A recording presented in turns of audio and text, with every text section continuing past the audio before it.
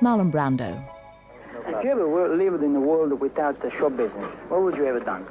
I don't know. I might have been a masseur. I might have been... He moonlights at that area. You laugh as though you know something. I might have been a forest ranger. Could have been a drummer. Drummed for a while. I worked, did a little manual labor, but I hated that. I don't know. Marlon Brando, one of the most exciting and talented men in American Oh, come on. And certainly, if I may use a pun, please. Physically and mentally, you are not an ugly American. You're anything but. But certainly, physically, there's so much activity in all of the movies that you do. How can you keep... When was the last time you saw me nude? I'm not going to tell it. I won't if you won't. I'm getting real fat. Tell me. In a New York hotel, Marlon Brando agreed to meet with television reporters from across the country. The subject, his latest film. The reporters ask many predictable questions. Mr. Brando gives few predictable answers.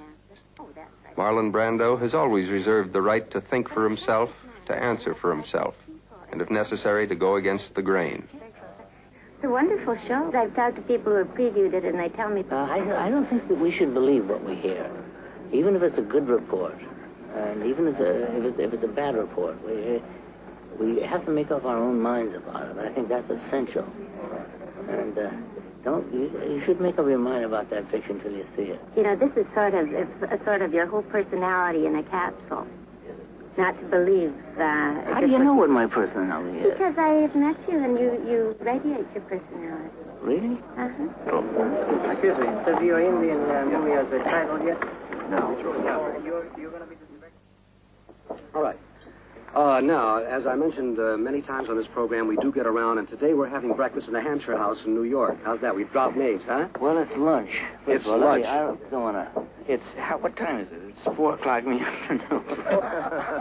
There's a motion picture called Morituri. We better get all the plugs in because 20th Century Fox has spent a zillion Now, wait a bucks. minute. I object. You mean in my relating to 20th Century Fox? No, I think that we all, every time we get in front of the television, everybody starts hustling. Yes. And you feel that you're obliged to hustle the picture, and I feel reduced to huckstermanship. But after all, they did pay a fortune for this, the purpose. We would never be sitting here if they didn't want to huckster the picture. I don't think we've got to kind of sneak around it. I think we've got to say we're here as hucksters. Yes. He's a newsman, and I'm a huckster. And I'm thumping a tub for a picture called Morituri. Yeah. I'm at New York's Hampshire House, where we have just attended a very gala luncheon, which was hosted by one of the members of the power elite of his world, Mr. Marlon Brando. Very often... You're one of the prettiest interviewers that I've... Thank you. You're one of the most gracious hosts I've ever met. Oh, really? Yes. Mr. Brando, very often you have been... What are you chuckling about? You're in the sound department. You want to leave? Enjoys your explanation of the word. Very often you have been called by members of the press uncooperative, and sometimes... Uncooperative in what respect? In relation to what? In making films with the producers and the directors who have sometimes worked with you. But we've never really heard your version or your side or what your feelings are about this. You seem, certainly to us today, to be a very gracious and articulate man. Well, I don't really think it's worth the candle to go into the defense of those spurious accusations. I think that people usually make up their own mind about you, and it's sort of boring to go into a defense and an explanation of how you have been chastised or accused or... Why has so much been written about this in the press? Well, you see, people don't realize that a press item, a news item, is money. And that news is hawked in the same way that shoes are, or toothpaste, or lipstick, or a hair tonic, or anything else. And if you put something in the paper about Elizabeth Taylor or Richard Burton, everybody's going to buy it. You know, and everybody wants to know about that. So it becomes an item. And it becomes a sellable item, and it's the merchandising aspect of the press is not really fully recognized, I think, by the public. And when you don't cooperate with those merchandising systems, people that sell news, like Hedda Hawker, that's a good mistake, Hedda Hawker. But you chose to keep it. You didn't correct it. You know, it's sort of an unwritten code that if you don't cooperate with those people and tell them about the intimacies of your personal life, then you've broken the rule, and you have to be publicly chastised for it, or chubbically chastised for it, if you like. And but that's the way of the world out there. But I found, by and large, that people make up their own minds. Thank you very much for this Well, I visit. hope this isn't the end of our career. You know what? I want to pay you one compliment people before... change subconsciously when they're on camera. First of all, you're so pretty, I'm distracted by the fact you're asking me questions, and you're 22, which is absurd.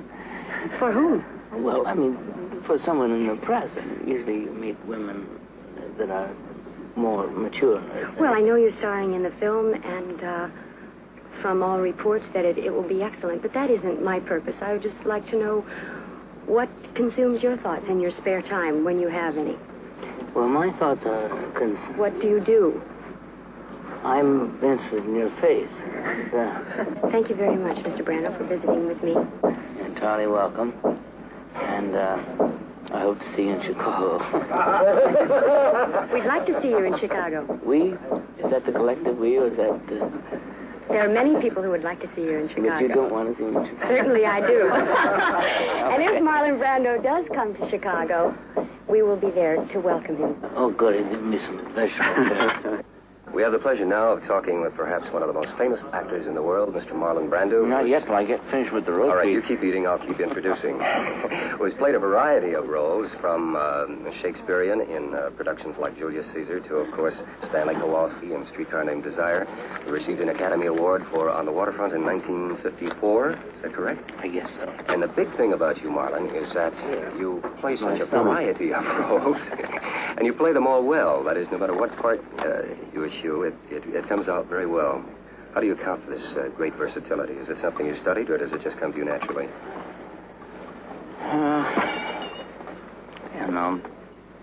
You can say that you can say the same thing about a hula hoop. It catches on, and everybody buys it, and it's quite popular for a while, and then it disappears like fly swatters. Hardly anybody buys a fly swatter nowadays. Well, the point of the question was that I think your biography mentioned you had studied something like a year, and then the breaks began to come, and they came very thick and very fast. Well, I think that actors, it's very difficult to go into it comprehensively here. I think that actors are created, the psychology of acting is created early in youth. I mean, we're all actors. You're sitting here, and the way you conduct yourself in this interview is not the way you conduct yourself at a bar with some of your friends. You're much more relaxed. That's quite true. And by the same token, actors don't... I mean, one is able to adjust oneself to a situation. Would you say that your handling of roles is a reflection of yourself as a person, completely away from stress or strain? I think the handling of anything that we do in life is a reflection of ourselves. All right, basically, I think we should talk about Muraturi. Would you rather not huckster anymore? Let's talk about contact lenses. I read someplace that you got 6 new... You got the longest fingernails of anybody I've ever seen. No, not only on one side. See, I play classic guitar. Oh, really? So you have to have long fingernails on your right hand to play the strings, and short fingernails to fret. That's what I do for my kicks. What do you do? Oh, well, I fret a lot. Yes, you do. I don't fret for kicks. I fret when I have to. Your turn. Marlon Brando, a nonconformist. How do you keep from getting scars?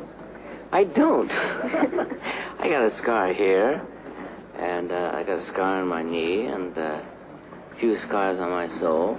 And How do you keep from getting scarred in your business? Well, I will go along with the scars on one's soul, but I think that just makes the development of character. Does it? I suppose we have to talk about Moriarty, and it is a No, wonderful let's don't. show. Do we Let's have not. to? It's a wonderful show. Did you see it? No, I haven't seen it yet, but Well, how do you know? Because I've talked to people who have previewed it, and they tell me that it is very suspenseful. Now, that's the done point. mostly That's the in point. the dark. We mustn't believe propaganda. It might be an absolutely terrible film. You don't know. We haven't seen this picture yet, but I'm here to tell you I'll bet it's a great picture.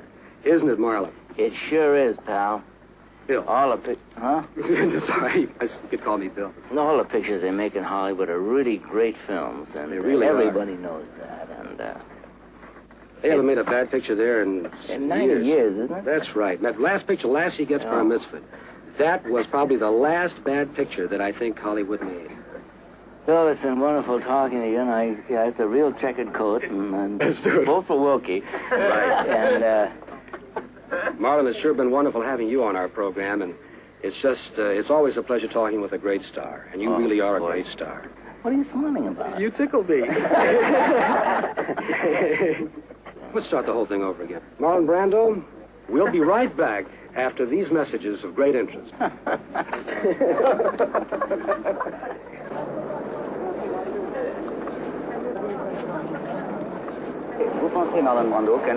Do you think, Marlon Brando, that an actor must, on account of his personality and his prestige, that an actor should commit himself on social issues? Je crois que les gens ici, les Portoricains qui regardent moi maintenant dans les rues, ne savent pas qu'est-ce que c'est, les gens qui passent. I think that people who are looking at me right now, these Puerto Ricans, and the people who are passing right here on the street, and you who are the camera, you all have an obligation. We are all responsible. You are responsible for France as an individual. You give much responsibility to General de Gaulle, but you personally are responsible, and so am I. Il faut faire des distractions de cette femme, elle est ravissante. Il faut mettre le caméra là-bas. Bon, un moment, regarde un peu là-bas. C'est fantastique cette femme. Ça, c'est un exemple. Elle est jolie. C'est jolie. Oui, elle est certainement jolie. Bonjour, madame. Mais après cet intermède, si nous pouvons... Il faut arrêter Je tout vous de laisse suite. encore regarder. S'il vous plaît. Je vous laisse encore regarder. Non, c'est plus que... C'est trop pour la journée. Mais... Are you Marlon Brando? Yes, how do you do? It's very nice to meet you. What is your name? Say hello. Hello, sweetheart. Are you making a movie here? Just talking. Would you come in here? This is for the French press. Vous avez me demandé si... I think you asked me before if the American government is responsible for the progress of Negroes, and I said no. Here is a woman who can answer this question. I can ask her, and you can translate. I'd like to ask you if you think that the American government is responsible for the progress of the Negro in recent years here in America. No, I don't. Not at all. Whatever has been done or whatever's going to be done, they're going to have to do it. I'll say this. Thank you very much. And thank you. Okay, bye.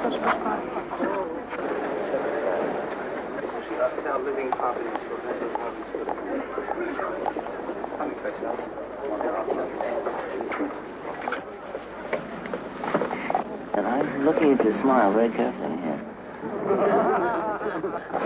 We're at the Hampshire House, overlooking Central Park in New York City. We're visiting with Mr. Marlon Brando.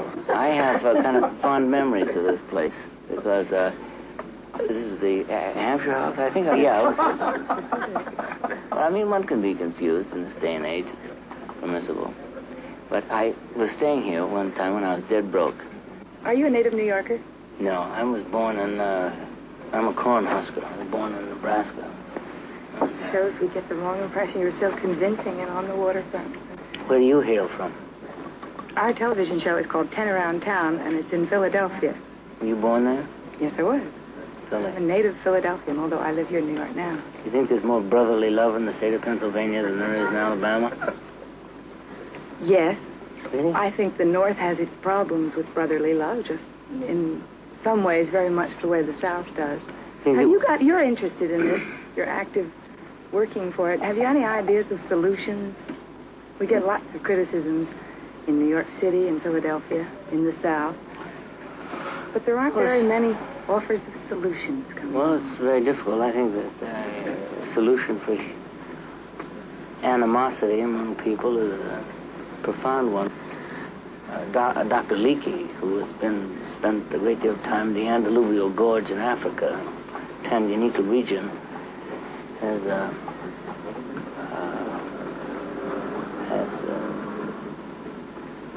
produced evidence that there is a baboon who carried a weapon and went around killing other baboons and other forms of life. And his thesis is that there's something innate in the human animal that makes him aggressive and that makes him find a reason to hate somebody or to fear somebody and to kill somebody, that we are innately a hostile people. Do you personally believe that? And I don't know, but I would certainly think that an examination of history would produce some evidence to that effect. But people tend to do that, and it's a strange thing. You're signaling. You know, we had a lot of fun when you played Sky Masterson in Guys and Dolls. Are you going to do any more musicals? Well, I heard they tried to record my singing in that. Mm-hmm. And I can't sing any better than a kangaroo. And so what they had to do was, I'd sing one phrase, like, your eyes are the eyes, and then they'd cut, because I'd be off key. And so they put the whole thing together in tiny little segments. And finally, after they got through the whole thing, they put it all together, they found that I hadn't taken one breath during the whole song. Whenever you come through Philadelphia, please come in and we'll talk on any of your favorite subjects. Okay, I'd like to talk just for 2 seconds about your voice. It has a very nice quality. Thank you. Very restful quality and very soothing. Kind of like pulverized walnuts with, what do they call it? Sandalwood. Oh, I hope all of our listeners are paying close attention. It's been very pleasant. It's been Thank brief, you. but pleasant encounter. We'll all be watching for Moratorium and all your future Don't watch films. too close. Well, today we're interrupting a gentleman participating in lunch, Marlon Brando. Okay, do you bite your nails? No, I don't. I got a dog that does it when I'm asleep at night. You know, so I sleep with my hands outside the blanket. You had the footwork of Willie Pep in the old days. I want to ask you something. You know, you're a very soft-spoken individual, right? Once in a while. Yeah, well, why is that? I mean, why do you speak so softly? I mean, don't you ever have an urge to roar out at someone? Would you mind saying that again? Roar? Yeah, I like that. Well, I get off once in a while. I mean, if my secretary doesn't tell the maid to clean the cracker crumbs out of the bed, and I roll around on them and toss and turn, and You sort of raise your voice in anger. Well, I think we all have our moments in life, don't you? I think so. I mean, when the dog comes in and is disrespectful to the rug, I think that you have a chance to bark back at him, huh? Yes. I was talking about you last week, Marlon. I was in Israel with Yul Brynner, and he was telling me that he had enjoyed very much making the movie Moratorium with you. And I imagine you enjoyed it, too. You play a German in it, right? Das ist richtig. Jawohl, das ist bestimmt. Ich habe mir auch gesehen, wir schauen gewohnt, merkt boah. Jawohl. Und du bist ein show-offener Mensch, da haben sie wohl mit dem Muffe gebucht. Ja, das ist sehr gut. Vielleicht wir können gehen, wenn du hast fertig essen und gucken vor ein junge Fräulein, vielleicht ein bisschen Moressen, ja? Moressen, ja. Moressen, then let's essen. Well, friends on the Berlin Network, we're delighted to be visiting with you today. How do you do? We change my wig, please. Put it on the side. What's in the future, Marlon, after Moratorium? I don't know. I'm not an astrologer. The future is difficult to predict. And, I mean, are you asking me a literal question? No, it's a loaded question like that because I know that you have great concern for the American Indians. And I'd like to. I mean, we're having a lot of fun, and that's really not something I can be flippant about. It's not something that I really could go into here, but I'm sure that we're all. I found that when I've talked about the American Indian to people, I've been amazed about how little anybody knows about it. And nobody knows that, for instance, the mortality rate of Indian children is 5 to 1 in comparison with any other minority group here in America. I think that it would benefit all of us to realize what the American Indian is, what his position is. I hope to make a film on the subject. Good luck to you, and I hope you enjoy the rest of your dinner today. Okay, keep your left up. Right, I will. Do Indian look out for the ride, too, because I used it on the left hook. Your turn. Well, I'm representing WNAC in Boston, and our viewing audience would love to know why you're here and for you to tell us about your latest movie. How old are you, about 23? No, I'll be 21 in March. 21 in March? Yes. But that's supposed to be a woman's privilege. What is? Her age. What are you talking like? You're talking like an American adage. No, please, do tell us about a new movie.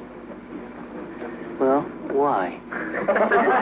Because we're looking forward to seeing it in Boston. Well, that's the thing. Are you? We certainly are.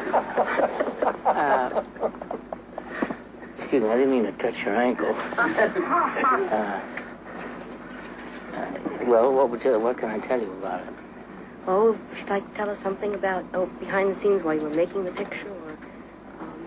How far behind the scenes? Oh, just some interesting things that our audience would like to hear about. Well, I'm sure you've run into, Bernie Wiki smokes the worst cigars of anybody I ever knew. He hasn't made a... Huh? He's outside. Well, I'll tell him. We'll get him in here, and he knows that. I hate his cigars. And he smokes cigars that were made of... They got some shoes from some Italian fishermen who have rope-soled on these rope-soled sandals. They crush them up and mash them around and send them to Vladivostok. She was Miss USA. Is that a fact? Yes, it is. Well, I could have guessed. That's very sweet of you. Well, it's unusual to find somebody as beautiful as you are who is also a college graduate and seriously interested in world affairs and studying law. Well, I enjoyed being Miss USA, but I'd like to grow old gracefully, so I thought you better talk out back of the it side up. of your mouth. Did you ever notice that? When No, you talk. It's charming. It's unintentional. It's a physical idiosyncrasy, but it's a charming one. What speech did you make when you accepted the title of Miss USA? They had asked me to curb, or what I would do to curb juvenile delinquency at the time. I thought the best thing to do was to raise the age requirement to. Your hair is over your eyes. We can't see your right eye. Oh no, talking from the side of my mouth, and wouldn't want to do that. But I thought we should raise the age requirement in school so that youngsters would stay until they were about 16 or 18, or at least high school graduates. Do you think that would help curb juvenile delinquency? I think it would be a start, keeping them busy, study more. Even the Dr. Ralph Bunches, or people of this nature who do strive for education and achieve it, no matter what the obstacles. I think a little more of this kind of spirit would help us tremendously. I often wonder that most, certainly I'm not an expert in the field, but most education today seems to be aimed toward supplying people with information. Yes.